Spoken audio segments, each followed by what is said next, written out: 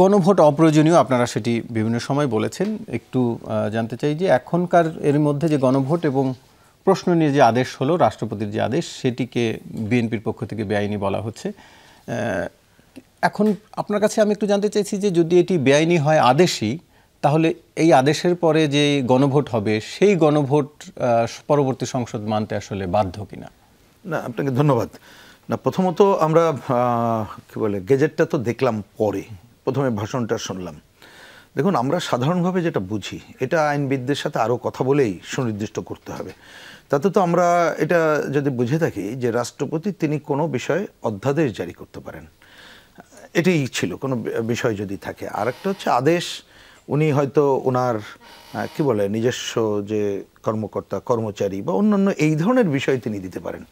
কিন্তু যে আদেশটা আজকে দেখলাম, যতটুকু আমরা প্রাথমিকভাবে দেখেছি, আমরা আইনবিদদের সাথে আরও কথা বলবো, তো এইটা যদি উনি প্রথমে দেওয়ার ক্ষমতা রাখেন কি রাখেন না, এটা আইন ব্যাখ্যা দিতে পারবে, সেই প্রশ্ন তো আছেই, প্রথম প্রশ্ন।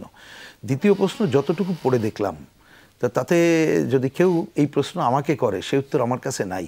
যে এই আদেশকে যদি বৈধ ধরা হয়, তাহলে কি আমাদের যে সংবিধানের আওতায় সবাই শপথ নিছে এবং উনিও ছিলেন, সেটা কি তিনি থাকছেন? আর আমি জানি না এই প্রশ্নের উত্তরটা কি। সুতরাং এগুলো আইনবিদদের সাথে কথা বলে দেখতে হবে যে তার এই অধিকার, আমাদের মহামান্য রাষ্ট্রপতির এই আদেশ দেওয়ার অধিকারটা আছে কি না। কারণ আমরা তো ৭২ সালের সংবিধানের অধীনে থেকেই কাজটা করছি, এবং সংবিধান সংস্কার, তার মানে সংশোধনের যে কথাটা বলা হচ্ছে, সেইটা কিভাবে হবে ওটা কিন্তু সংবিধানেই লেখা আছে। সে ব্যাপারে পরিষ্কার কথা। যেমন গণভোট আমরা অপ্রয়োজনীয় বলছি, এখন গণভোট অপ্রয়োজনীয়। গণভোট প্রয়োজনীয় কখন? প্রথমে গণভোটের ব্যাপারে সংবিধানে ফিরিয়ে আনা দরকার, এই ব্যাপারে একমত। আর একটা হচ্ছে ওই যে সংবিধানের সংস্কারের ব্যাপারে একটু আগে যে আলোচনাগুলো হলো, আমরা কতগুলো নৈতিক জায়গায় দাঁড়িয়ে আছি যে আমরা ঐক্যমত্য হয়েছি এই কাজগুলো যেই ক্ষমতায় যাক আমরা করব। সব ব্যাপারে একমত হয়নি, আমি যেটুকু একমত হয়েছে সেটুকু বলছি। তা সেইটা করার জন্যে আমাদের এই সংবিধান কি বলছে, পার্লামেন্ট নির্বাচিত তারা এটা আলোচনা করবে, করে তারা এই ব্যাপারে বিভিন্ন জায়গায় আলোচনার জন্য পাঠাবে, নিয়ম অনুযায়ী যা আছে সেটা পাঠাবে, 2/3 মেজরিটি থেকে এটা পাশ করতে হবে। তারপরে স্পিকারের স্বাক্ষর শেষে যখন প্রেসিডেন্টের কাছে যাবে, মৌলিক সংস্কার যেটা, তার জন্য তখন তিনি গণভোট দেবেন। এটা তাহলে সমস্যা ছিল না। আমরা মনে করি এটাই ছিল যথার্থ পথ, এবং এই পথকে এখন আমরা কারেক্ট মনে করি। এবং নৈতিক ভিত্তিটা আমাদের কাছে বড় ব্যাপার। নৈতিক ভিত্তির আলোচনা আপনিও করেছেন, লিটন ভাইও করলেন। সুতরাং সেইটা হলে আমি কোনো জটিলতা দেখছিলাম না। কিন্তু আমি দেখছি যে ওই যে গণভোটের কথা বললেন বন্য জায়গায়, এখন এইটা কিভাবে, এটার একটা নৈতিক ভিত্তি কেন, অফিসিয়াল আইনি ভিত্তি হবে, সেটাই তো বোধহয় প্রশ্নবিদ্ধ হয়ে দাঁড়িয়েছে।